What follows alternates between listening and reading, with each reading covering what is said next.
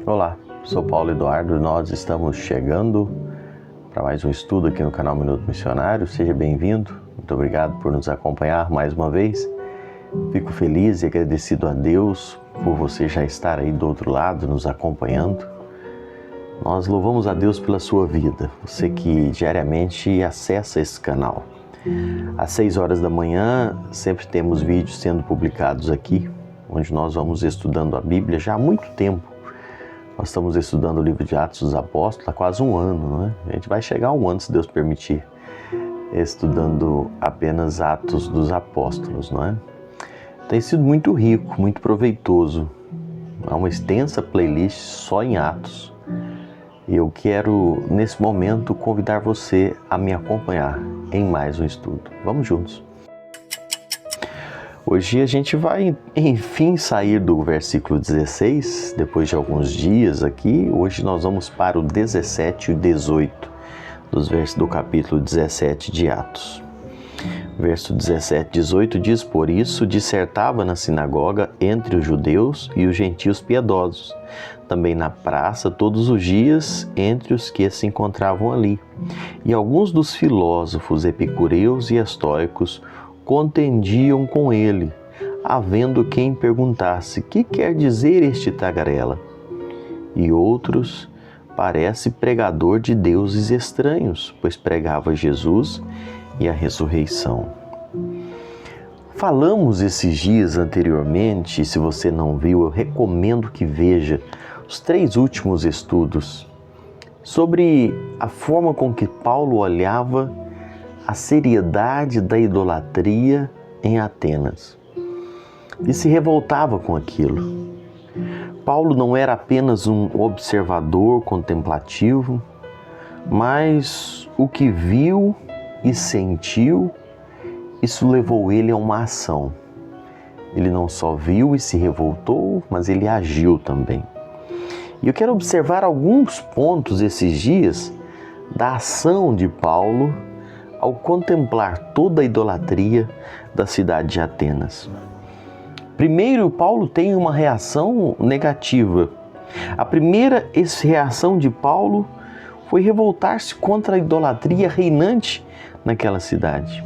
Ele tinha capacidade de indignar-se diante daquela situação. Ele não considerava a idolatria normal. Ele não via a idolatria com as lentes de uma cultura religiosa. Ele não via as imagens como a beleza arquitetônica, mas ele via a idolatria como algo que roubava a glória de Deus. Em dias de tanta tolerância como nós vivemos, em dias de tanto conformismo, essa atitude de Paulo precisa reverberar nos nossos corações. A idolatria precisa ser vista com a mesma seriedade que Deus a vê. A idolatria precisa ser vista como pecado, não como uma expressão cultural. Muitas pessoas hoje olham, e eu já ouvi até mesmo algumas pessoas dizendo: mas isso é parte da cultura. Isso precisa ser entendido com uma seriedade maior. Não é cultural, é pecado. É pecado. Desagrada a Deus. Vai contra o lugar que Deus estabeleceu, que deveria ser somente dele. Pecado é pecado. E Paulo via essa situação em Atenas não como uma cultura religiosa. Paulo olhava as imagens de escultura em Atenas, as centenas delas, belíssimas arquitetônica, belíssima de forma, agora fugiu a palavra, não como a beleza da arquitetura, mas Paulo olhava aquela questão não como uma beleza qualquer. Eram imagens belíssimas, falamos aqui. Muitas feitas de ouro, de mármore, esculpida por brilhantes artesãos. Mas Paulo não via aquilo como uma beleza arquitetônica. Olha, a palavra chegou. Mas via aquilo como um pecado. Via aquilo como uma imagem que estava ali para tomar o lugar de Deus. Como nós temos visto toda a idolatria hoje? Apenas como algo belo ou algo como pecado que desagrada a Deus? Em segundo lugar, Paulo tem uma reação positiva. A reação de Paulo contra a idolatria da cidade não foi apenas negativa, de horror, de desânimo, mas foi também positiva.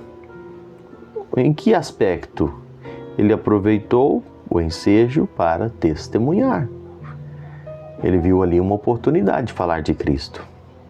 Não basta identificar os problemas que afligem a sociedade, mas nós precisamos apontar uma solução divina para aquela situação. Paulo pegou um gancho ao ver um altar ao Deus desconhecido. Os gregos tinham altares para todos os deuses.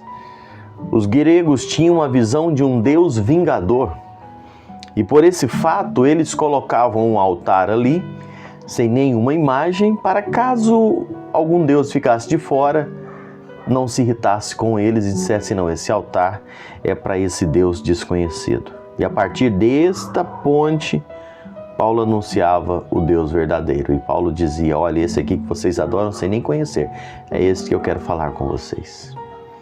Então Paulo usou a situação para falar aos corações dos atenienses. Ele se revoltou, mas ele também teve uma atitude de falar.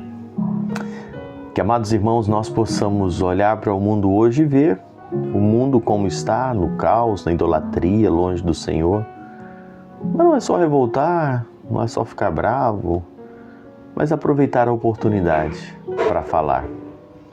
Procurar as oportunidades, as ocasiões para falar de Cristo, para anunciar o Evangelho, para falar do Cristo que morreu e ressuscitou e que está vivo. Fazendo isto, e eu sempre digo, em amor. Em amor. Não com agressão, não com grosserias, mas não omitindo a verdade. E falando isso na direção do Espírito, para que tudo possa acontecer para a glória de Deus.